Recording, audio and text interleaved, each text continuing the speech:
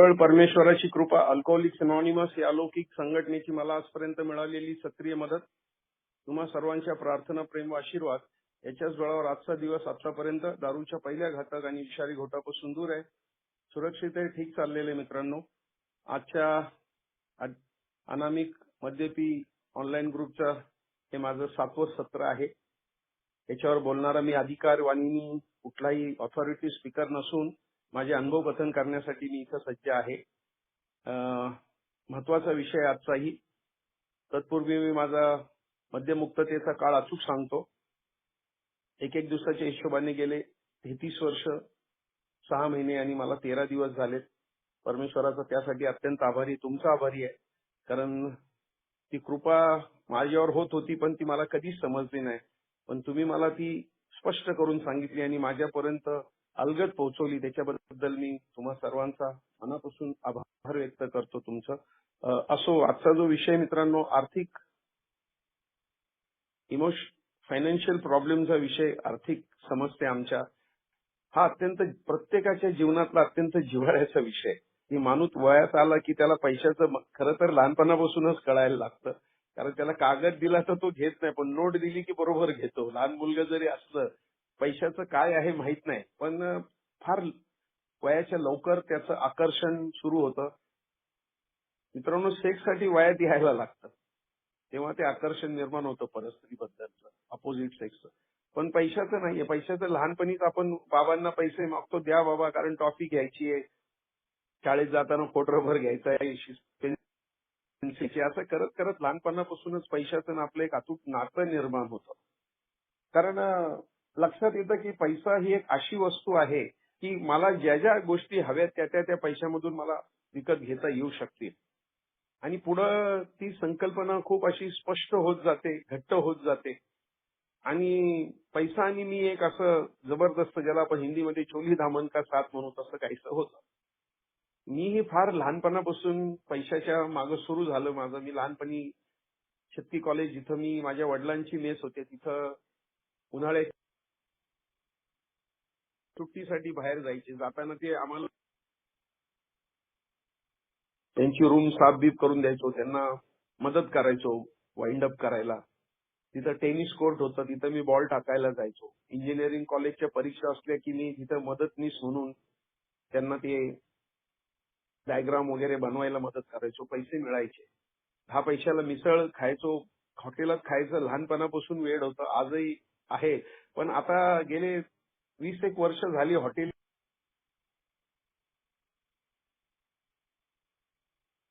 म्हणजे नाहीच म्हणू आपण. तर पैसा हा खाण्यासाठी जास्त माझा जायचा. पण लहानपणापासून मित्रांनो खूप दारिद्र्य, वडील त्यांचं कधी काम असायचं कधी नसायचं. वडीलही माझे दारुडे होते. दारू बरोबर माझ्या वडिलांना मी अनेक नशा करताना बघायचो. ते अफू खायचे. आणि एक अशी फार डेंजर नशा मी बघितली जी मी कधी केली नाही. त्याला चंडोल म्हणतात. त्याची झोपून ओढतात आणि फटकेने असं जे चिलीम सारखाच तो एक प्रकार असतो. आणि ते मग ते येणार, ती उशी खाली असणार ते, आणि त्याच्यानंतर सकाळी ते चहा पिल्याशिवाय त्यांचं सुरू होत नाही कारोबार दिवसभराचा. एक नशा ती राहून गेली. असो, माझ्या वडिलांना मी लहानपणापासून बघायचो की ते वेगळे वेगळे नशा करायचे. आणि सेम पुढं पुढं माझं तेच झालं. मी सुद्धा मग मल्टी ऍडिक्ट झालो. आता मला जेव्हा इतर सगळ्या नशा करायच्यात तर मला पैसा नक्की पाहिजे त्याच्यासाठी. मग हा पैसा कमवायचा आहे, त्याच्यासाठी काम करायला पाहिजे. मग माझ्या छोट्या मोठ्या नोकऱ्या मी अगदी लहानपणापासून करतोय, प्रामाणिकपणे सांगतो. अगदी 30 रुपये 40 रुपये असा सगळा माझा प्रवास होता. आणि मला नोकरी हे शेवटपर्यंत करावी लागली कारण मला पोटाची खळगी भरण्यासाठी कामाची नितांत आवश्यकता होती. कारण मला चालत नव्हतं, कारण माझे वडील लवकर गेले. मी जेव्हा 24 वर्षाचा होतो तेव्हा माझे वडील गेले आणि माझ्यावर भार पडला. 4 भाऊ 3 बहिणी आम्ही असं सगळं, आणि सगळ्यात थोरला मी. त्यामुळे एक नैतिक जबाबदारी होती. त्यामुळे पैशासाठी मला वनवन भटकायला लागलं. पण ह्या नशा ज्या होत्या मित्रांनो, ह्या स्वस्त बसू देत नव्हत्या. कारण मित्र तुम्हाला किती दिवस, तुम्हाला तिसऱ्या सिगरेटी फुकायला लागली. दारू सोडण्यासाठी सेक्स खायला लागलो, प्रोडोमच्या गोळ्या खायला लागलो. सेक्ससाठी मी अफूचा जास्त वापर करायला लागलो. पण नुसतं ऐकलं कुठं की अफू खाल्ली की तुमचं जास्त, ते आज लक्षात येतं. पण ह्या सगळ्या गोष्टींसाठी पैसा लागत होता. आणि पैशासाठी मग तो सरळ मार्गाने यावा का कसाही यावा, तो पैसा आहे शेवटी. पैसा तो वेश्याच्या अड्ड्यावरून आलाय, दारूच्या अड्ड्यावरून आलाय, स्मगलरच्या तिथून आलाय, काही नाही, नोटेवर लिहिलेले एवढे द्या. त्यामुळे नोटेचं आकर्षण होतं. आणि नंतर नंतर नंतर मग पैशासाठी सगळे शॉर्टकट्स मी शोधायला लागलो. मी मटका खेळायला लागलो. मला आठवतं शाळेत असतानाच मी सुरू झालो. मला पहिला 42 आकडा मला मिळाला होता तेव्हा वरळी मटका होता, मुंबई मटका म्हणायचे, आणि दुसरा कल्याण मटका होता. कल्याणचा कधी संबंध नाही आला, पण मला एक कुलकर्णी नावाच्या माझ्या शाळेतल्या 9वीतल्या मित्रांनी मला शिकवलं होतं. मला तो नाग्या म्हणायचा माझ्या. त्यांनी खरंच मला एकदा 42 2 आण्याला त्यावेळेला 10 रुपये 2 आणे मिळाले. 1 रुपयाला 81 रुपयाचा भाव होता. आणि सुरू झालं मित्रांनो, मी मटक्याचा मास्टर झालो. मला लोक पंडित म्हणायचे, काय काय प्रोफेसर म्हणायचे, कारण मी इतके आकडे लोकांना दिलेले आहेत आणि स्वतःही घेतलेले आहेत. एका मंगळवारी 249नी पंजा आला, त्याच्यानंतर एक थेरी सापडली, त्यात मी दुसऱ्या मंगळवारी 138नी तुरी आली, त्याच्या पुढच्या मंगळवारी मी 699नी लोकांना चौक सांगितला आला, आणि त्याच्या पुढच्या मंगळवारी मी 370नी दस्ता सांगितला आला. एकदम पायावर पाणी बिनी घालून महाराज महाराज महाराज, पुढच्या मार खाल्ला तो आला. पण मित्रांनो, लफडे सुरू झाले की रेसला जायचो, कारण 69ला कॉलेजला असताना मी एक चांगल्या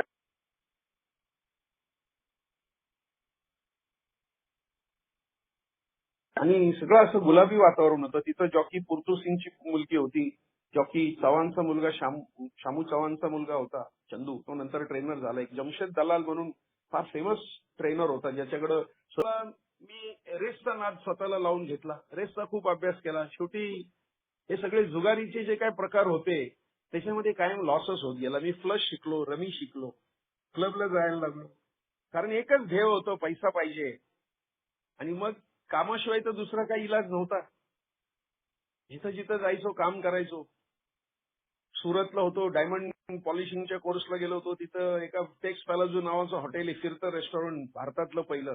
तिथं स्वतः जाऊन सोलो इंटरव्ह्यू दिला, कारण एक संपूर्ण दिवस जेवण नव्हतं. आणि त्यांनी मला लगेच कामाला घेतलं. माझं बोलणं बिलणं पॉश होतं जरा, आणि मला लगेच डबल ऑमलेट, ब्रेड ब्रेड लगेच असं त्यांनी दिलं. वा म्हणलं, देवा तू आभारी आहेस तुझा. मी मित्रांनो, मी परमेश्वराकडे कायम कृतज्ञता व्यक्त करायचो. मी दारू जरी पीत होतो तरी दारू मिळाली तर मी म्हणायचो, देवा आजचा दिवस बाबा चांगला आहे.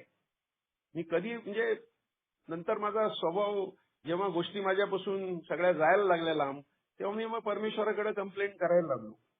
पण आजचा मित्रांनो जो विषय आहे, आर्थिक हतबलता, येस, कारण पुढं वयात आल्यानंतर पैशाचं जे आकर्षण होतं ते शेवटपर्यंत राहिलं.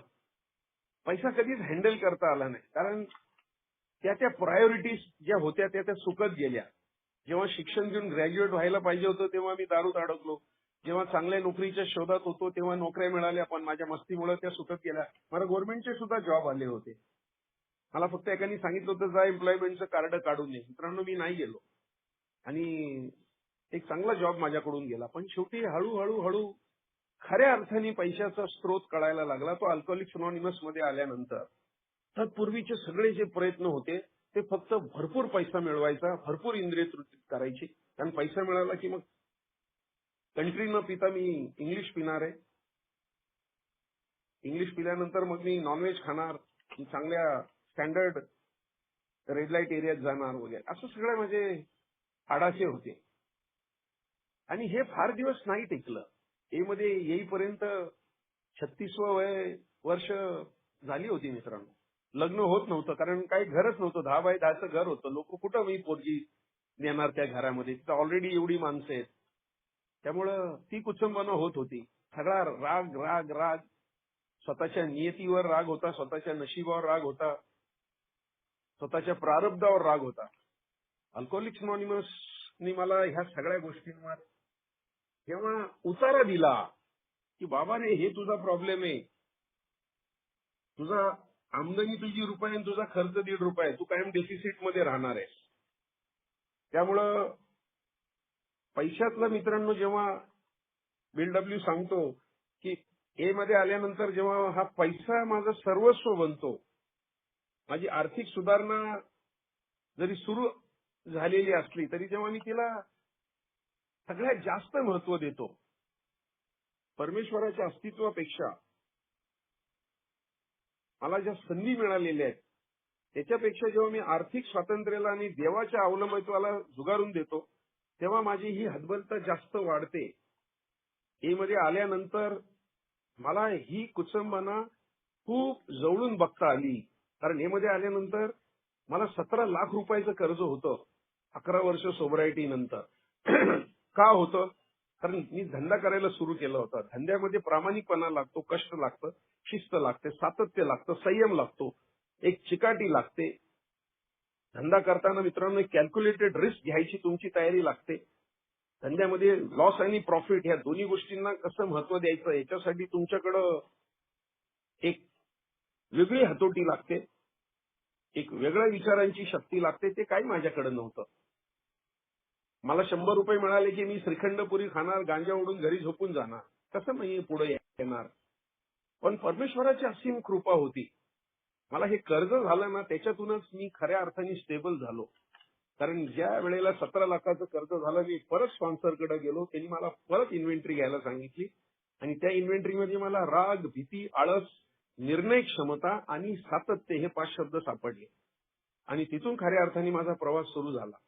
मग ते 17 लाखाचं कर्ज आज मी सांगतो ती माझ्या आयुष्यातली सगळ्यात मोठी परमेश्वरांनी दिलेली गिफ्ट होती. कारण मित्रांनो वेदना हाच आमच्या प्रगतीचा पर्याय. तर मला कळलंच नसतं आयुष्य काय आहे. कारण मग नंतर मी अगदी झपाट्याने कामाला लागलो. 14-14 तास काम करायला लागलो. मित्रांनो हतबलता होती. डेबिट क्रेडिट काय आहे, स्वतःच्या धंद्यामध्ये किती आपल्याकडे भांडवल आहे, किती कॅपिटल लावलेलं आहे, किती आपला प्रॉफिट आहे, आपल्याला बॅलन्स शीट वाचता येते का, चार्टर्ड अकाउंटंट जे सांगतोय ते आपण डोळे झाकून ऐकतोय का, हे काही माहिती नव्हतं. फक्त चालू आहे ना बस तो बघतो, आयटीचं रिटर्न फाईल करायचा, म्हणायचा एवढे पैसे द्या. कधी त्याच्याकडे इतक्या प्रामाणिकपणे बघितलं नाही. पण जेव्हा कर्जानंतर पैसे मिळायला लागले तेव्हा लक्षात आलं अरे येस हा आनंद वेगळा आहे. पैसा नसताना मित्रांनो मला आठवतंय मला जेव्हा कर्ज झालं होतं मला कित्येक महिने मी माझ्या पत्नीला स्पर्श केला नव्हता. कारण ती जी भावना आहे तीच येत नव्हती. इतकं मी आतमधून असं विथरून गेलेलो होतो. आतमधून मी इतका असा उद्विग्न होतो दरवेळेला. आतमधून इतका मी शेकी झालेलो होतो, भांबावलेलो होतो, गलित गात्र झालेलो होतो. असं समजू नका. कर्ज झालेल्या माणसाला काय दुःख. कारण यक्षाने युधिष्ठिर महाराजांना शेवटचे 2 प्रश्न विचारले. त्यात विचारलं ह्या जगामध्ये सगळ्यात सुखी माणूस कोण? तर तो उत्तर देतो ज्याला कुठल्याही प्रकारचं कर्ज नाहीये असा. हे मुलीचं तुमच्या लग्न जरी राहिलं आणि तुम्ही इथून गेला तरी मित्रांनो तुम्हाला परत जन्म घ्यायला लागेल. कारण ते एक प्रकारचं कर्ज सोडून गेलाय तुम्ही. आणि या जगात सगळ्यात सुखी कोण? ज्याला कुठलंही कर्ज नाहीये. तो सगळ्यात मोठं आश्चर्य काय आहे तर ते मृत्यू आहे. मित्रांनो मी मृत्यूच्या यातना सहन केलेल्या आहेत. मला कर्ज झालेलं असताना मला सप्लायर लोक असे ढोस द्यायचे, असं मला ब्लॅकमेल करायचे, उडा देंगे हे करेंगे. पण मला एक माहिती होतं अल्कोहोलिक्स अनॉनिमस मध्ये ते ज्ञान मिळालेलं होतं की हे जे कर्ज आहे हे नंतर अप्रिशिएट होऊन ती माझी फार मोठी संपत्ती होणार आहे. कारण त्यावेळेला मी 5 लाखाचा घेतलेला 2 BHKचा फ्लॅट तो मला नंतर आता त्यांनी मला 40 लाख रुपये दिले.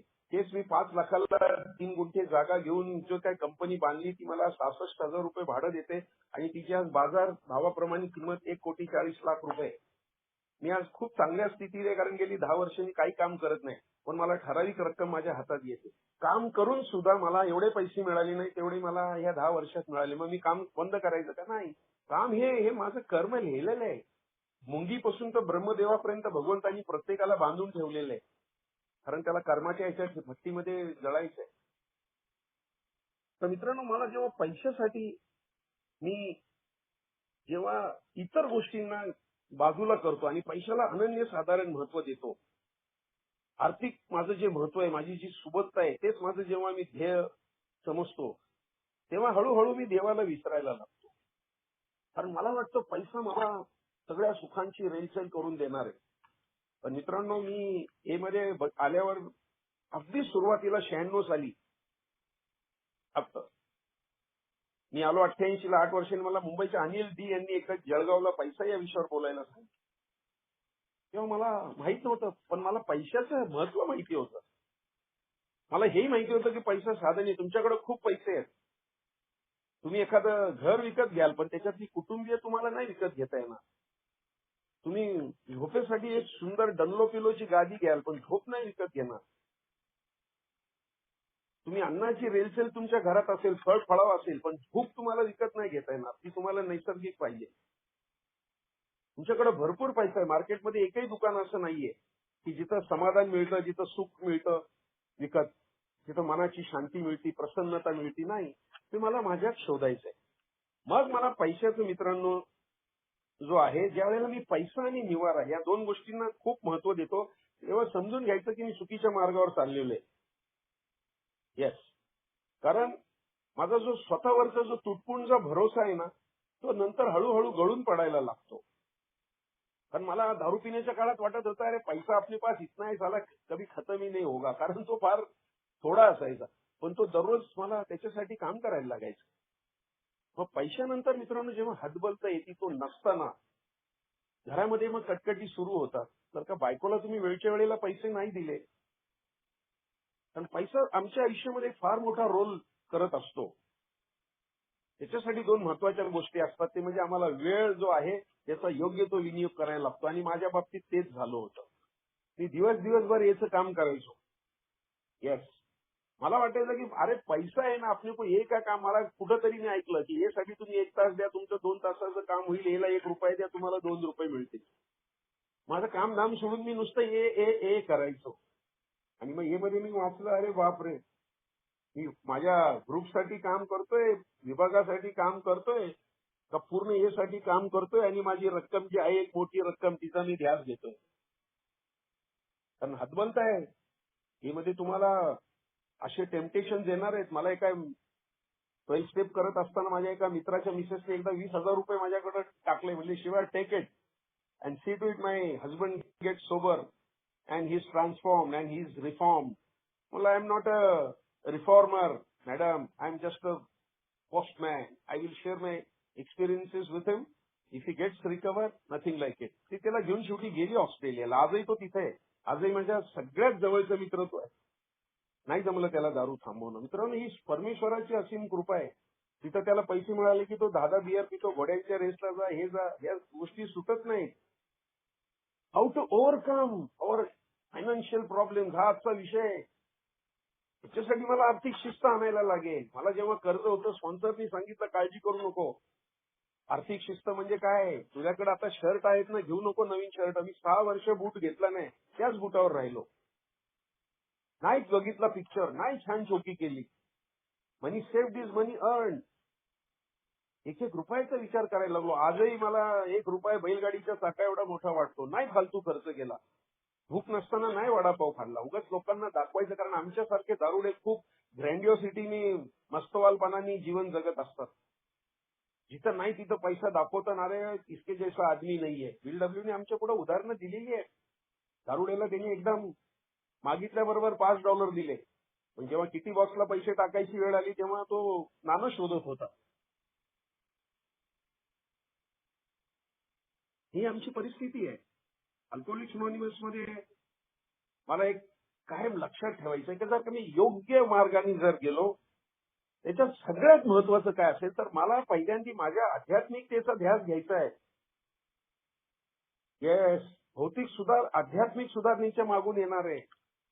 मला कळलं पाहिजे माझी इन्व्हेंटरी जोपर्यंत मी घेणार नाही की मला 10 रुपये आले तर त्याचा रिन्यू कसा करायचा, प्रुडंट रिझर्व्ह कशी ठेवायची, भविष्याची कशी तरतूद करायची. माझी मुलं लहान असताना माझ्या प्रायोरिटी काय असतात. मुलं लहान असताना त्यांचं आरोग्य आणि त्यांचं शिक्षण, या दोनच गोष्टी महत्वाच्या असतात. मला जर मुलगी असेल तर मला तिच्या लग्नासाठी थोडे पैसे गोळा करायला लागतील, जमा करायला लागतील. त्याच्यासाठी मला नॉलेज कमी होतं, पण एखादं रिकरिंग काढता येईल का. मी सगळे शॉर्टकट शोधायचो. माझी हतबल तर तिथं होती. मी जपान लाईफची गाडी घेतली होती. आपला एक एचाच मेंबर होता ठाण्याचा, त्यांनी मला फ्री दिली होती 1,00,000ची गाडी. त्याला माहिती होतं शिवाचं, कारण तोही फेमस होता. त्याला मी एकदा, आम्ही दोघं, तोही डेलिगेट होता, मी डेलिगेट होतो कोचिंगला. मी त्याला सांगत होतो कसा पैसा कमवायचा. त्यांनी मला ताज मालाबारला घेऊन सँडविच चारलेलं होतं. आणि नंतर पुढच्या वर्षी मी बघितलं तर तो एकदम मारुती 1000 मधून उतरत होता. त्यांनी एक भारी हॉटेलमध्ये. अरे म्हणलं, बाबा काय केलंय? गाडी फार फेमस झाली होती. आपले अनेक मेंबर त्या गाडीत होते मित्र. ठाण्याला त्याचं मोठं ऑफिस होतं. त्यांनी मला ती गाडी दिली होती. आम्ही जपान लाईफचं काम केलं, मोदी केअरचं काम केलं, अनेक काम केले. अॅम्रो काय होतं, अमेरिकन कंपनी होती. हे सगळं करत असताना त्याच्यामागे एकच हेतू होता की मला भरपूर पैसा मिळावा आणि मला भरपूर इंद्रिय तृप्ती करता यावी. मला चांगले चांगले कपडे घालता यावे. त्याच्यासाठी मग मी मित्रांनो शॉर्टकट मारायला सुरुवात केली. पण हतबल तर कधी वाढायला लागली. बऱ्याच वेळेला मी प्रामाणिकपणे काम करायचो, पण मला पैसा मिळायचा नाही. मी ज्या व्यक्तीचं काम करायचो त्यांनी मला इतकी आर्थिक मदत केली की आज जो मी आहे उभा या जगात, तो त्याच्यामुळे. त्यांनी मला घरासाठी पैसे दिले, कंपनीसाठी दिले. मला 10 ते 15 वर्ष त्यांनी काम दिलं, कुठेही असं दाखवलं नाही. त्यांनी मला रेट नाही वाढवून दिला, पण त्यांनी मला सांगितलं शिवाय मान खाली घालून. नंतर मित्रांनो थोडंसं माझा मस्तवालपणा म्हणा किंवा माझी कॉम्प्लेसन्सी म्हणा, माझा ऍडॅमंट स्वभाव म्हणा, नंतर त्यांना माझं काम बंद करायला लागलं. पण आजही खूप चांगले रिलेशन आहे. परमेश्वर एक दरवाजा बंद करतो तो दुसरा उघडतो, याची मला ए मध्ये आल्यानंतर खात्री झाली. अरे, मला कधी जरी काय जरी झालं, आर्थिक मला जरी माझी जीवनाची सुरुवात जरी झाली, तरी मला पैशाला 1 नंबरचं स्थान द्यायचं नाही. 1 नंबरचं स्थान मला परमेश्वराला द्यायचंय. कारण परमेश्वर जो आहे तोच मला याच्यातून बाहेर काढणार आहे. ही माझी नंतर श्रद्धा झाली. याच्यासाठी मला आळस झटकायचा आहे. त्याच्यावर इलाज काय आहे? मला प्रत्येक गोष्टीला अकाउंटेबिलिटी ठेवायची, कमिटमेंट मला स्वतःमध्ये आणायची आहे की मी हे काम करणार आहे. मी माझ्या कामावर उशिरा जायचो. आर्थिक हतबलता का झाली? कारण मी जे काम मी त्याला न्याय द्यायला पाहिजे त्याला मी तितकं महत्व न दिल्यामुळं माझ्या कामगारांनी मला धुतलं. मी 5-5 टक्क्यांनी पैसे आणायला लागलो. 1 ते 1.5 टक्क्यांनी पैसे जास्तीत जास्त, दॅट्स ऑल. कर्ज तर घ्यायला लागतं मोठं होण्यासाठी, पण तुमच्याकडे त्याचे आराखडे पाहिजेत ते माझ्याकडे नव्हते.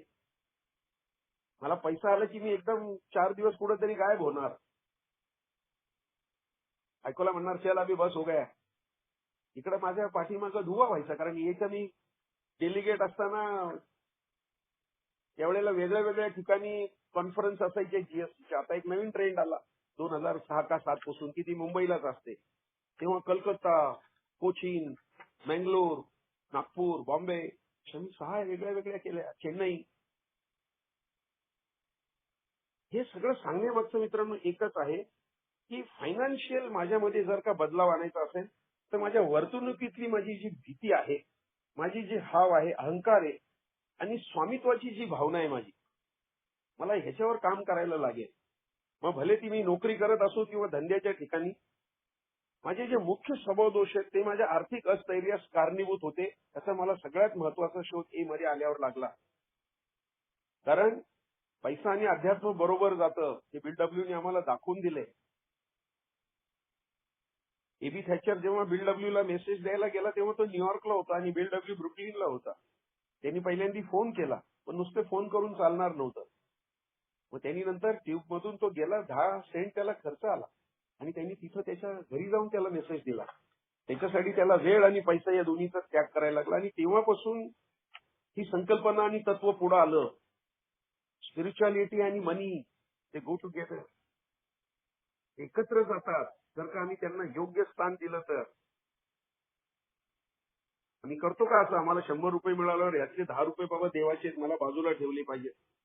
आम्ही म्हणतो नाही. मला माझ्या वडिलांनी एक फार चांगली स्टोरी सांगितली होती दारू पिऊन एकदा. ते म्हणाले एक बाप बेटे दोनों, माझे वडील हिंदी बोलायचे, दोनों पैसा कमाने के लिए दूसरे शहर की ओर चल देते हैं. जहाज से उनका सफर होता है. जहाज जब पहले बंदर पे लगता है तो बच्चे को बहुत भूख लगती है. वो बोलता दादा मेरे को बहुत भूख लगी है और यहाँ एक आने में 12 मछलियां मिल रही है. तर त्याचे वडील म्हणतात, बेटा थोड़ा सबर कर, अगले बंदर पे एक आने में 24 मिलेगी, उधर आपण लेके खाएंगे. जहाज दुसऱ्या बंदराला लागतं काही काळानंतर. खरंच मुला कासावीस झालेला असतो, तर तिथं खरंच एका नेला 24 मासे असतात. तो अभी इतना तूने सहन किया, एक थोड़ा बेटा और सबर तेरे में आनी है, थोड़ा सहन कर, अब आखिरी बंदर है, वहां मैं तुझे खिलाऊंगा. बाप बेटे त्या बंदराला उतरतात. खूप काळानंतर खूप पैसा कमवतात आणि परतीच्या प्रवासाला लागतात. जेव्हा जहाज पहिल्या बंदराला लागतं तेव्हा 36 रुपयाला एक मासा असतो. तो बाप मुलाला म्हणतो, तेरे लिए 4-5 ले और मेरे लिए भी 2-3 लेके आ. तो मुलगा बापाला विचारतो, बापा जब आ रहे थे हम तो एकानी को 12 थे, तो आपने बोले अगले बंदर पे 24 है और ऐसा करते मेरे को आपने तंग किया. तो म्हणतो, बेटा तब हमारे पास पैसे नहीं थे, आज हमारे पास पैसे है. मित्रांनो, पैसा आला म्हणजे मला लगेच माझे पाय जमिनीपासून वर नाही जायला पाहिजे. 3 प्रकारचे लोक असतात.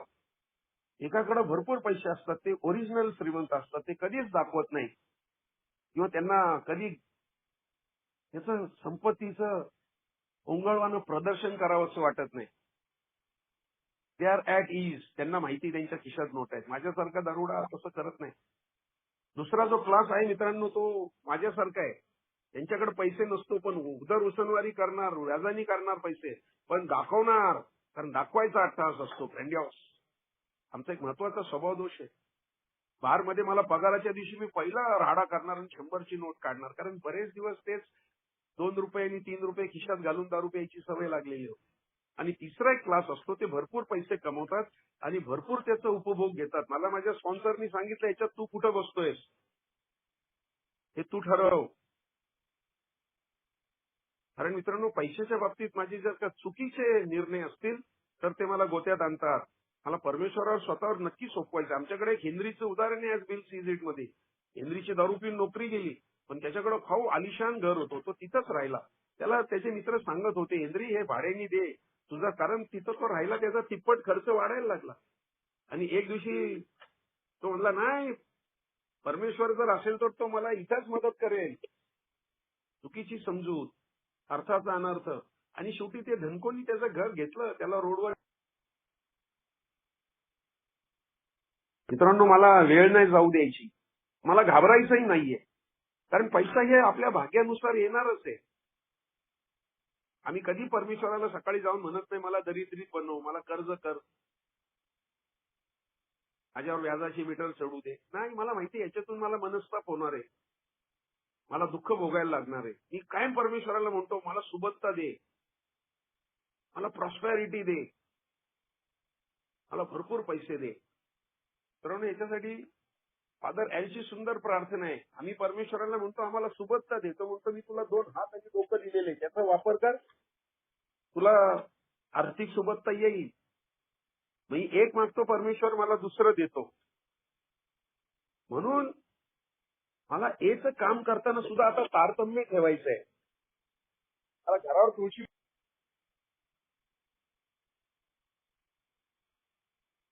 माझी बायको माझी वाट बघायची मित्र, मला आठवतं चांगलं. कित्येक वर्ष मी तिला काही नाही घेऊन दिलं, पण तिने मला साथ दिली. माझ्यापेक्षा ती जास्त बिझनेस माइंडेड ओरिएंट होती आणि ती बिंदास कर. मी कॅशनट शेलाईट, मी वेगळे वेगळे धंदे केले. मी रॉकेलमध्ये पेंट बनवायचं शिकलो आणि तो पेंट मी टाटा मोटर्स सारख्या कंपनीला इपॉक्सी पेंट मारून म्हणून देत होतो. मला 25 रुपये लिटर मध्ये माझं कॉस्टिंग असायचं. आपल्याकडे एक दारुडा माझा एक आपला मेंबर होता, त्यांनी मला ती कला दिली होती. येस, त्यांनी मला कधी एक्झॅक्टली नाही दाखवलं, पण तो होता. त्यांनी मला चारण्याचा माल 4 रुपयात कसा विकायचा. मित्रांनो, मी त्या ह्याच्यामध्ये मला पैसे मिळून गेले. मी तिथं हळूहळू मला स्थैर्य यायला लागलं, कारण मी गप्प नाही बसलो. मला माहिती होतं, do not keep all the eggs in one basket. एकाच ह्याच्यामध्ये सगळे अंडी ठेवू नका, वेगळ्या वेगळ्या ठिकाणी ठेवा. येस, सगळ्यात महत्वाचे जे आहेत आमचे जगातले एक मोठे उद्योगपती, ते सुद्धा तेच सांगतात की एकाच ठिकाणी 100 रुपयाचं काम करू नका, 1-1 रुपयाचं 100 रुपयाच्या सारखी त्याचं संकलन करा. आणि कधी कुठली वेळ येईल माहित नाही. म्हणून मित्रांनो, मला save something for rainy days. मी आज का सुस्थितीत आलो? माझ्या मुलीच्या वेळेला माझ्याकडे पैसे नव्हते,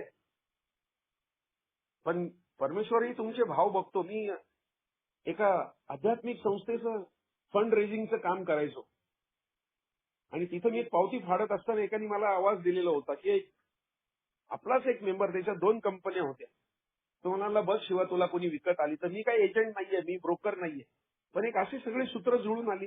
एक आपलाच आता मेंबर जो गेला रामन पी, त्यांनी मला तो क्लू दिला, समोर जा, तो माणसाला ह्या कंपन्या पाहिजेत. आणि खरंच ते डील झालं 2,35,00,000 आणि मला त्याच्यात 9,40,000 रुपये कॅश मिळाले. त्याच्यानंतर माझं एकही डील झालं नाही. माझ्या मुलीचं असं एकदम जबरदस्त दृष्ट लागेल असं लग्न. 2 सूट शिवले होते मी नवीन, कारण मी दारुडा आहे, मी ग्रँडियस आहे, कारण मी जुन्या बाजारातले कपडे घातलेला माणूस आहे रेसला जाताना. आज मित्रांनो, मी नक्की सांगतो, माझा मुलगा आता खूप चांगल्या ठिकाणी कामाला आहे. त्याला दरमहा 3,00,000 रुपये पगार आहे. मला चांगले पैसे येतात. तो एकदा गेला की असे 30-30, 40-40 हजाराचे मुंबईमध्ये व्हॅन ह्युझन, पार्क अव्हेन्यू, हे सगळे असे ह्याच्यातून तो कपडे घेतो, ब्रँडेड कपडे. पण तो त्याचे पाय जमिनीवर आहे. तो माझ्यापेक्षा जास्त हे आहे. त्यांनी कधी मी त्याला मस्ती करताना पाहिलं नाही. मी तर 17व्या वर्षापासून सगळे धंद्यांमध्ये फसलो गेलो, रुतलो गेलो, दुखावलं गेलो, खोलवर घुसलो. अनाकरणाला भोग द्यायची माझी इच्छा होती, पण तो खूप मॉडेस्ट आहे. मी कधी त्याला जास्त कुठल्या ह्याच्यात नाही. तो अगदी इतके जमिनीवर आहे, कुठलंही व्यसन नाही, खूप धार्मिक पद्धतीचा आहे. भगवद्गीता, भागवतम, इतकी भजनं, चैतन्य चरित्रामृत, या सगळ्यावर त्याचा एवढा गाढ अभ्यास आहे, फिलॉसॉफी माहिती आहे. आजचा जो विषय मित्रांनो, हा मला व्यक्तिगत माझ्या जीवनामध्ये माझ्या प्रयत्नांनी त्याच्यावर काम करून ती हतबलता मला घालवायची आहे. कारण आम्ही मराठीत लहानपणापासून ऐकत आलेलो आहे, सगळी सोंग करता येतात, पैशाचं सोंग करता येत नाही. मला शिवाजी महाराज बनायचे, दाढी लावेन, घोड्यावर बसेन, मोठा जरी टोप घातला, त्याच्यासारखी पिरचीस घातली, शिवाजी महाराजांका मी दिसू शकतो. पण मला हॉटेलात गेल्यावर मी असं नाही म्हणणार, तिथं मला बिल भरावं लागेल. त्यामुळे सुखाचे जे काही जे आहेत, मला माझ्या अंथरुणाची साईज माहिती पाहिजे. पैसा एकेकाळी आमचा मालक होता, पण आध्यात्मिक माझ्यामध्ये जर का मी खऱ्या अर्थाने माझं मूल्यांकन केलं, खऱ्या अर्थाने फोर्थ स्टेप केली, मला माझ्या मर्यादा स्पष्ट झाल्या. माझ्यामध्ये नुसतंच स्वभाव दोष आहेत असं नाहीये, माझ्यामध्ये काही चांगल्या क्वालिटीज आहेत. माझ्यामध्ये पैशाचं नियंत्रण कसं करायचं हे ज्ञान एकदा मला आलं की मित्रांनो, पहिले 100 रुपये कमवायला त्रास होतो, पहिले 1,00,000 रुपये कमवायला, नंतर पैसा पैशाला ओढून आणतो. येस, आज परिस्थिती वेगळी आहे. आज मला धावायला लागत नाही, कारण मी अनेक वर्ष भिकाऱ्यासारखं लाईफ जगलो, लोकांकडे कायम उसनवारी. एक दिवशी मी असं धाय मोकलून रडलो. मी रोज सकाळी भगवंताला हार घालतो, आमच्या कंपनीमध्ये दिवा जाळायचो, उदबत्ती फिरवायचो. एकदा रडून म्हटलं, देवा, असं काय यार माझ्या मागच्या जन्माचं, प्रारब्धाचं, माझं कर्माचा सगळा खेळ आहे, की मला कायम हे सगळं करायला लागतं. I am not at is at all. काय झालं माहित नाही भाऊ, पण त्या दिवसापासून मला हसतागत कुणाकडे पैसे नाही मागायला लागले. मित्रांनो, तुम्ही माना अथवा मानू नका, ही अतिशयोक्ती नाहीये, पण माझ्या लक्षात आलं, रे मी शून्यात आहे. मी परमेश्वराच्या ऐवजी स्वतःच्या कर्तृत्वावर स्वतःला सगळं क्रेडिट देऊन करत होतो. पण ज्या दिवशी मी असं रडलो, त्या दिवशी मला वाटतं माझं जे शून्य होतं त्याच्या अगोदर 1 लागला. त्या शून्याच्या पुढे 1 लागला, 10 झाले, 100 झाले, 1000 झाले, लाख झाले आणि कोटी सुद्धा झाले. त्यासाठी मला परमेश्वराकडे कालचा विषय होता, मला कृतज्ञता व्यक्त करायला लागेल. मित्रांनो, हा प्रसंग बिल डब्ल्यू वरती आला होता. त्याला त्याचे मित्र म्हणत होते, नको जाऊ वॉल स्ट्रीटला. पण बिल म्हणला, मी किती दिवस घाबरून राहणार, मला एक दिवस तर जायलाच लागेल. आणि शेवटी तो गेला. बऱ्याच वेळेला पैशाच्या बाबतीत हेच होतं, आमच्यामध्ये खूप चांगल्या क्वालिटीज असतात, पण लोक काय म्हणतील, आमच्या इन्फिरियरिटी कॉम्प्लेक्ससाठी आम्ही मागं हटत असतो. कारण स्त्रीचं चारित्र्य कधी पडेल आणि पुरुषाचं भाग्य कधी उचकटेल याचा काही लेखाजोखा नाहीये. मी अशी माणसं बघितलेली आहेत, राखेतून उभे राहणारी, आणि अशा स्त्रियाही पाहिलेल्या आहेत. की अगदी सरस्वती सारखी असणारं तिचं कॅरेक्टर माहित नाही. राजाची बायको आहे, मोठं राज्य आहे तिचं, आणि ती एका घोड्याच्या खरारा करणाऱ्यावर फिदा झालेली आहे. राजा म्हणतो अरे काय तिने त्याच्यात बघितलंय माहित नाही. तसं मित्रांनो, लक्ष्मी आणि सरस्वती मला या दोन्हींची सांगड घालायची. मी अडणचोट राहून सुद्धा चालणार नाही. मला चेकवर सही नाही करता आली तर काय गंमत आहे. मी ब्रेन्स नक्की विकत घेऊ शकतो पैशानी. आपला एक मेंबर होता मित्रांनो, त्याच्याकडे 400-500 माणसं कामाला होती. गेला लवकर, खूप काम करायचा. अमेरिकेत जाताना त्यांनी एकाला बरोबर नेलं होतं, तिथं सगळं इंग्लिशमध्ये चालतं म्हणून. का सांगायचं हे? कारण मी त्याचं ज्या दिवशी शेअरिंग ऐकलं, मला पहिल्यांदा माझ्या 2 लोकांनी मला रडवलं. एक ऑली नावाच्या मेंबरचं शेअरिंग मी एकदा ऐकलं आणि मला असा पीळ बसला, डोळ्यात ऑटोमॅटिक आसू आले. आणि आपला दुसरा राजकर टॉयलेटच्या तिथं तो म्हणायचा की मी बापरे माझ्या अंगाला वास यायचा. माझ्या खिशात पैसे असायचे, मला खूप प्रामाणिकपणे वाटायचं की घरी जाऊन जावं. ज्या दिवशी आत्महत्या करायला निघालो तेव्हा बायको म्हणली, बघा तुमच्या विचारात बदल नका होऊ देऊ. आम्हाला सोमवारी आजूबाजूची लोक सगळं नॉनव्हेज आणायची, कारण ते खायचे नाही. बायको रात्री साडी गुंडाळून ती धुवून ठेवलेली असायची. मित्रांनो, त्याचे ते पिळवटणारे अनुभव मी ऐकले. म्हणलं बापरे देवा. आणि तो नंतर खूप माझ्यावर त्याचं खूप माझी त्याचं प्रेमाचं आदान प्रदान होतं. राजकर, येस मित्रांनो, माहित नाही मला दैवावर भरोसा ठेवायचा आहे, पण मला माझ्या कर्तृत्वावर जास्त ठेवायचा आहे. कारण रिझल्ट परमेश्वर देणार आहे. रस्त्यात एक कागद पडलेला आहे, एक माणूस त्याच्याकडे बघतो तो कागद आहे, दुसरा उचलतो तो ती नोट आहे. How to overcome. मला माझी हतबलता होणार आहे पैसे नसताना. आज लोक देशधडीला लागलेली आहेत. कोरोनामध्ये चांगल्या चांगल्या लोकांच्या नोकऱ्या गेलेल्या आहेत. एकदम मोठमोठे फ्लॅट घेतले होते, कारण असं वाटतं आम्हाला की कायम हीच परिस्थिती राहणार आहे. नाही, परिस्थिती कुठली बदलेल. I should be prepared. मला परमेश्वरावर इतकी माझी श्रद्धा पाहिजे की तो माझं खरंच काय वाईट नाही करणार, आणि कुठल्याही स्थितीत मला राहता आलं पाहिजे. ब्लॅकबेरीचा सूटही मी तितक्याच ताकदीने घातला पाहिजे, आणि 400 रुपयाचा शर्टही मला त्याच ताकदीने घालता आला पाहिजे. त्याच्यात मला दुःख नाही वाटता कामा. कारण एकदा तुम्ही वर गेला की खाली आल्यानंतर खूप त्रास होतो. त्याच्यासाठी मला संयमित राहायचंय 30 दिवस. मला भाजी भाकरीची व्यवस्था करायची. एखाद्या दिवशी श्रीखंड मिळालं तर फार चांगलं. म्हणून मला त्याच्यासाठी मला सगळ्यात महत्वाचं असेल तर माझ्या प्रत्येक क्षणाचा विनियोग करायचा आहे. तर माझ्या शरीरावर काही प्रॉब्लेम झाला तर डॉक्टरांकडून मी त्याच्यावर काम करून शरीर परत सुदृढ करू शकतो. माझा पैसा गेला असेल तर मी परत तो कमवू शकतो, पण माझ्या हातून वेळ निघून गेली काय होत नाही. कारण माझ्यासाठी वेळ परत येणार नाही मित्रो. म्हणून आता माझ्यावर स्वतःवर मला विश्वास, माझ्या स्वतःवर मला आत्मकरुणेत कायम ढकलून द्यायचं नाहीये. परमेश्वरांनी मनापासून प्रयत्न करणार आहे. आळस झटकलाय, मैं करूंगा, आय विल ट्राय. तेव्हा मी प्रयत्न करणार आहे. बाकीचं मी तुझ्यावर सोपवतोय. परमेश्वर he sees your efforts, not the result. Result द्यायचं त्याच्या हातात आहे. म्हणून माझ्या वर्तणुकीतली जी भीती आहे मित्रांनो, ती मला घालवायची आहे. काही हो, सगळ्यात ती जास्त भीती आहे मृत्यूची. काही हो, खाली जरी दिवस माझे गेले तरी जे चक्र खाली जातं ते कधीतरी वर येतं, हाही मला विश्वास ठेवायचा आहे. की आज पण पुरुषाच्या भाग्याचा काही लेखाजोखा नाहीये.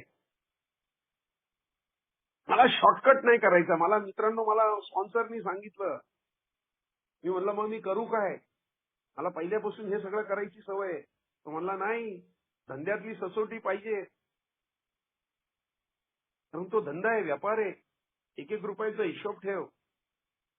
माझ्या मिसेस बरोबर मित्रांनो मी इतकं ट्रान्सपरंटली प्रत्येक महिन्यात किती पैसे येणार आणि कुणाला किती द्यायचे त्याचा ताळेबंद असायचा. या सगळ्या गोष्टी करायला लागतात. हाऊ टू ओव्हरकम प्रॉब्लेम्स येणार आहे पैशाचे. कारण नोकरीमध्ये मला नाही 2 वर्ष प्रमोशन मिळालं तर काय, मला धंद्याच्या आणि नोकरीच्या दोन्ही ठिकाणी मला माझं कर्तृत्व सिद्ध करायला लागेल. मी नुसतं तुकाराम महाराजांसारखं दे रे हरी, ठेविले अनंत तैसेची राहावे चित्ती, हे तर हा तर आहे स्वभाव. हा तर वैदिक शास्त्राचा सगळ्यात प्रमुख नियम आहे. चित्ती असू द्यावे समाधान, नाही तर पैसा किती येऊ द्या तुमच्याकडे, तुमची वृत्ती समाधानी असेल ना तर काय उपयोग नाही होणार. त्यामुळे मला समाधान शोधण्यापेक्षा मला वृत्ती समाधानी करायची. माझ्या नैसर्गिक प्रवृत्ती आहेत त्या मला कायम सैरभैर करत असतात. माझ्या जिज्ञासा तृप्ती कधी पूर्ण होत नाही. पैसा आल्यानंतर तो मला चावायला लागतो आणि नसला की मग तो मला अस्वस्थ करतो. तुम्हाला नाना तऱ्हेचे विचार करायला लागतो आणि त्याच्यातून मग 2 नंबरच्या गेम होतात. काही लोक चोऱ्या माऱ्यांचा मार्ग करतात. काही लोक जादा उसनवारी करून कर्जबाजारी होतात. काही आहे ती प्रॉपर्टी विकून कुछ तो भी बडा करेंगे या याच्यामध्ये चुकीचा निर्णय घेतात. पण आमची हतबलता महत्वाची आहे. ती हतबलता दारू पुढे होती. ती अनेक अंगानी, आंतरिकानी, बाह्य. मला नातेवाईकांशी चांगले संबंध ठेवायचे आहेत. जर का कुठं पैशाची जरूर लागली तर एखाद्या वेळेला एखादा दरवाजा ओपन पाहिजे. दारू पिण्याच्या काळात मी सगळ्यांना दुखवलेलं आहे. मला कुणी मदत नाही करायचं. माझी सख्खी बहीण मला नाही दिली. माझ्या भावाने मला 10 रुपयासाठी खाली उतरवलं. हे चल सख्खा भाऊ बारका आज नाहीये. 2012ला गेला तो. आज दुःख ठेवून गेला मागे. 2 तरुण मुलं आहेत आणि आता त्याची मुलगी 36, तिचं वय रनिंग चालू आहे. लग्न नाही झालं अजून, काम करते. कारण तो छान शौकीत राहिला. मित्रांनो, छान शौकी माझ्यासाठी लक्झरी आहे. मला आर्थिक शिस्त ही पाळायचीच आहे. किती पैसा येऊ द्या, कारण तो इथे ठेवायचा एक दिवशी. तो परमेश्वरांनी सांभाळण्यासाठी दिलेला आहे. त्याच्यातून थोडंसं माझं ऋण आहे समाजासाठी, त्याच्यासाठी मला थोडासा खर्च करता आला पाहिजे. पण हतबलता आहे ती कशी जाणार आहे? तर ती मला स्वतःला बजावायचं आहे की परमेश्वर मला 1 रुपया कमी देणार नाही, 1 रुपया जास्त देणार नाही. आता याचा मार्ग समजला, माझी दारू थांबली. मला आता का देत नाहीये देव पैसा? कारण पैसा दिला असता तर मी बाया नाचवल्या असत्या. पैसा असता तर मी रेसला गेलो असतो. मी आपल्या काही मित्रांना घेऊन त्यांना रेस दाखवली याच्या मेंबर लोकांना. आमचा एक ग्रुप होता. आम्ही रोज रात्री मीटिंग झाली. आमच्या 2 मीटिंगा झाल्या की आम्ही रात्री ओपन ऐकायचो, क्लोज ऐकायचो आणि मग घरी जायचो. पण या वेदना होत्या. आजच्या सारखं जे काय एक निखळ जो काय आनंद आहे, आज काही जास्त करायला लागत नाही. परमेश्वराचं काम करायचं मला. I am insignificant beggar. मी परमेश्वराला म्हणतो, देवा पैसा एकेकाळी माझा मालक होता, आता आज नाहीये. आज तो नोकर आहे. याचा अर्थ लक्ष्मी मित्रांनो चंचल आहे. मी तिचा अवेअर नाही करणार, तिचा अपमान नाही करणार. पण मला लक्ष्मीच्या ऐवजी मी आज नारायणाला जवळ करतो. कारण जिथं नारायण आहे तिथं लक्ष्मी आहे. सब भूमी गोपाल की और लक्ष्मी नारायण की, या जगाचा नियम आहे. कारण आपल्या ह्याच्यामध्ये फायनान्शियल प्रॉब्लेम्स वर बिल सीजेट मध्ये अनेक उतार आहेत चांगले चांगले. याच्यावर मला ते जवळ घ्यायचे आणि पैशामुळे मला इतरांवर प्रेम करता आलं पाहिजे. माझ्यामध्ये सेवाभाव आला पाहिजे.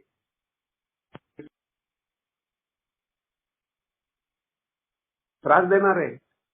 मी बघितले तसे खूप माणसं जे 4 आण्याची एक भाजी आणण्यासाठी, 4 आण्याची भाजी आणण्यासाठी मला एक आमच्या तिथं दाभोळकर म्हणून होता. तो एका ठिकाणी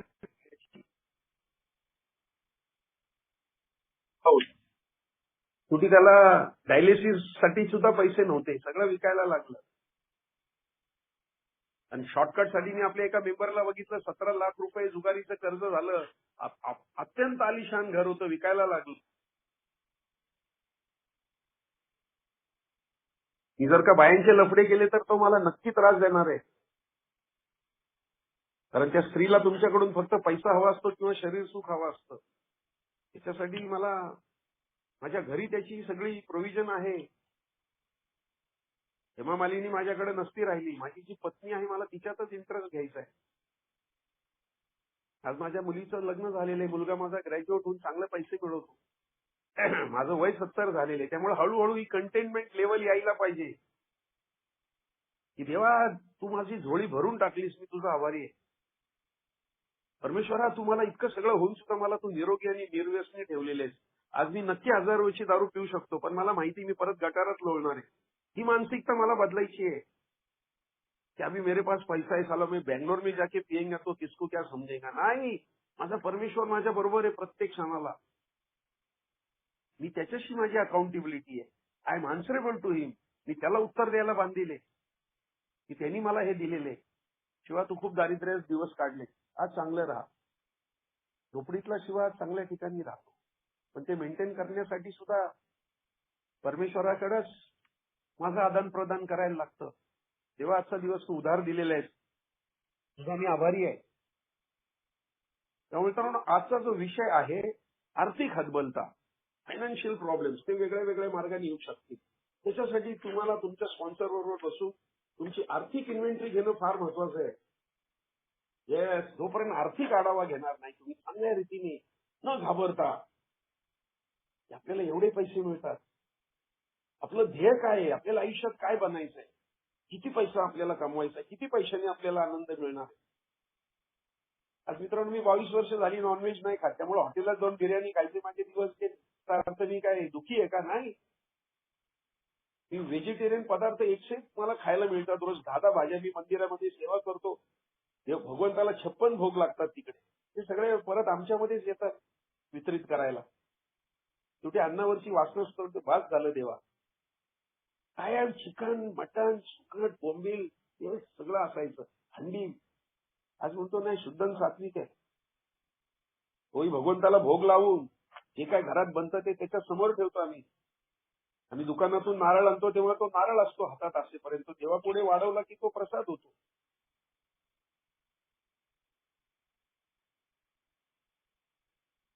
जोडले जातात. असा पैसा सुद्धा आहे. तुमचा पगार झाला की ते पैसे आणा, तुमच्या घरातल्या देवाऱ्यासमोर ठेवा. तुझं आम्हाला योग्य ते मार्गदर्शन कर हे खर्च करण्यासाठी. दिवाली में तुम बोलेंगे एकदम 10 ड्रेस लूंगा और बाद में उधारी से, तो नहीं चलेगा बॉस. मला पहिल्यांदा दुसऱ्यांसाठी जगायचंय. पैशाचा मुख्य गुणधर्म तो आहे. पहिल्यांदा आपल्या पत्नीला साडी आणायचं जर का मी मनात ठरवलं की माझ्या मुलांना पहिले कपडे घेईन मी आणि मग मी स्वतःला पॅन्ट आणि शर्ट घेईन, तो परमेश्वर म्हणतो अरे ह्याची स्वार्थ लोलुपता ह्यांनी आता कमी करायचं ठरवलंय, ह्याला आता मला द्यायला पाहिजे.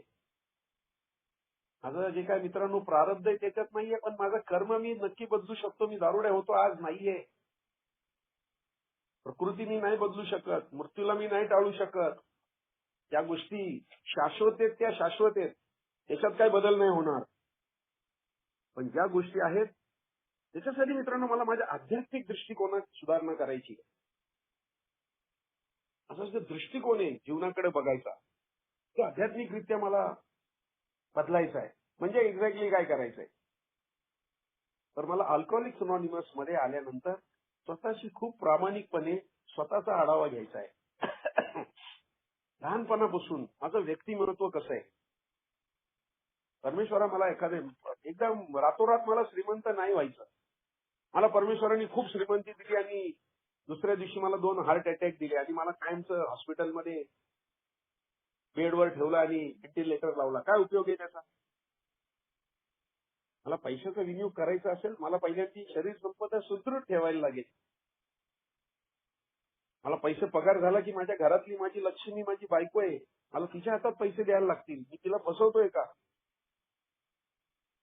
पगार माझा 15,000 आहे, मी तिला 7च तिच्या हातात देऊन बाकीचे मी छान शोकीसाठी ठेवतोय का. अजूनही माझं बाहेर काही लफडा आहे का. कारण पैसे जाण्याचे खूप मार्ग आहेत. एका स्त्रीचं मित्रांनो तुम्ही तिला कानातलं द्या, नाकातलं द्या, कमरेतलं द्या, पायातलं द्या, तिला अनेक ठिकाणी बांधलेलं आहे भगवंतानी. आणि ती स्त्री आहे, खच्ची करून टाकेल तुम्हाला.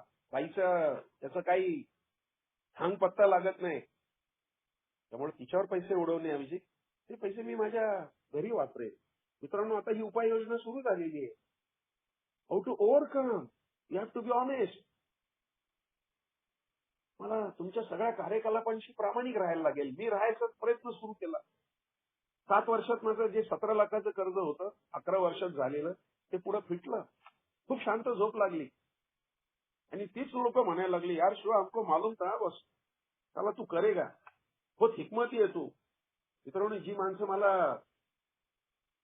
कॉन्शियस म्हणत होती, मी मित्रांनो फेल्युअरला घाबरायचं नाही, मला अपयशाला मला खचायचं नाहीये. प्रत्येक ह्याच्यामध्ये अपयश आलेलं आहे, ती पहिली पायरी आहे. It will make you strong. माझ्या परमेश्वरावर श्रद्धा आहे, की नुसतं चांगल्या गोष्टींसाठी नाही.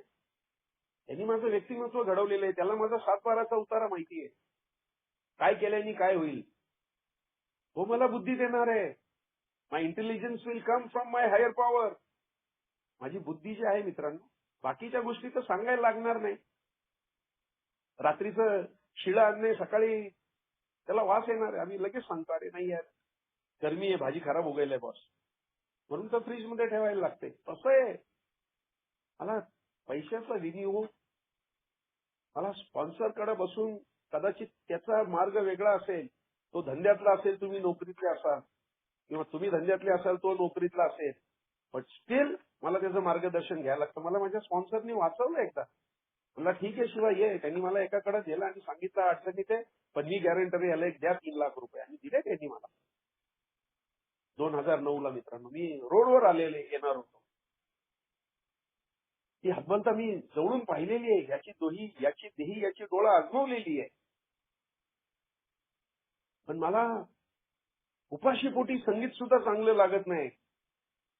मी नुसतंच म्हणाल, नाही नाही यार, पैसा पैसा क्या बाय हात का खेले. ती लोकांना म्हणायचं, अरे 2 नंबरचे कमारे साले चॅप्टर लोक आहे. मलाही कमवता येत नव्हता पैसा.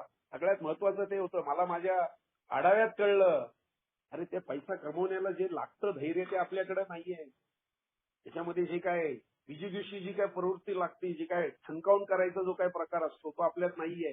वेळेला खोटंही बोलायला लागतं धंद्यात, लोकांच्या समोर जायला लागतं, तिथं पलायनवाद स्वीकारून चालत नाही. अशा पद्धतीने मित्रांनो, I will overcome my depression, my anxiety, my stress. हे सगळे आर्थिक आहेत. आणि पैसा आला की मग मला त्याचे पॉकेट सगळे ठरलेले असतात. 100 रुपये माझ्याकडे आले तर मला माहिती, याच्यातले माझे 7 रुपये, फक्त 8 रुपये मी 10% धंदा करतोय. 90 रुपये मला वाटायचे, ते माझे नाहीये. धंद्यामध्ये मला पहिल्यांदा विश्वासार्हता कमवायला लागते. पैसा असा थोडी येणार आहे. मी त्याच्यासाठी तुमच्याकडे खूप जबरदस्त लक पाहिजे. रातोरात एखाद्या माणसाला लागते लॉटरी, अमेरिकन लॉटरी लागते, कोट्यावधी होतं. मला ते करायचंय का? नो, आम्हाला सांगितलेलं आहे, you have to be truthful to your own existence. तुमचं जे अस्तित्व आहे त्याच्याशी तुम्हाला सत्याने राहावं लागेल. अशा पद्धतीने मित्रांनो, मी ज्या ज्या वेळेला पैशाला त्या पद्धतीचं महत्व दिलं, की नाही मला पहिल्यांदा आध्यात्मिक प्रगती काय करायची आहे, मला माझा आळस घालवायचा आहे, मला इतरांबरोबर प्रेम आणि सेवा या 2 गोष्टींची सांगड घालायची आहे. तर तो पैसा इतरांशी, मला त्याचं आदान प्रदान कुणाकडे होणार आहे? इतरांशी होणार आहे. देवाणघेवाण कुणाकडे करणार आहे?